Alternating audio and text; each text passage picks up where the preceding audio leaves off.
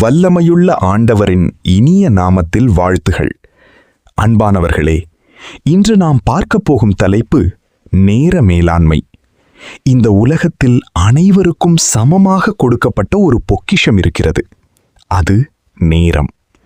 பணத்தை இழந்தால் மீண்டும் சம்பாதிக்கலாம், ஆனால் சென்ற நேரத்தை ஒருபோதும் திரும்ப பெற முடியாது. அதனால்தான் நேரத்தை சரியாக பயன்படுத்துகிறவர்கள் வாழ்க்கையில் முன்னேறுகிறார்கள். பலர் சொல்லுவார்கள், எனக்கு நேரமே இல்லை. ஆனால் உண்மையில் பிரச்சனை நேரம் இல்லாததல்ல, நேரத்தை சரியாக பயன்படுத்தாததுதான்.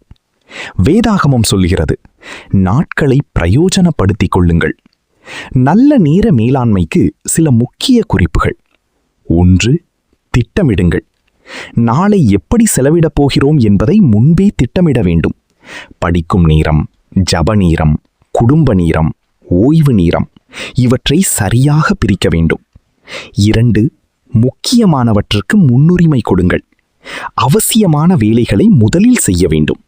சிறிய கவனச்சிதறல்கள் பெரிய நேரத்தை வீணாக்கிவிடும். 3. சோம்பேறித்தனத்தை தவிர்க்குங்கள். பிறகு பார்க்கலாம் என்ற பழக்கம் பல வாய்ப்புகளை இழக்கச் செய்கிறது. 4.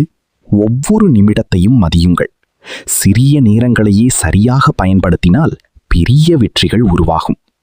இயேசு கிறிஸ்துவும் தமக்கு கொடுக்கப்பட்ட காலத்தை வீணாக்கவில்லை. அவர் ஒவ்வொரு நாளையும் தேவனுடைய சித்தத்திற்காக பயன்படுத்தினார். அன்பானவர்களே, நாம் நேரத்தை கட்டுப்படுத்தவில்லை என்றால் நேரமே நம்மை கட்டுப்படுத்தும்.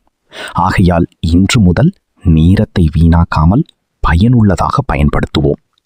நினைவில் கொள்ளுங்கள், நேரத்தை மதிப்பவன் வாழ்க்கையை வெல்வான்.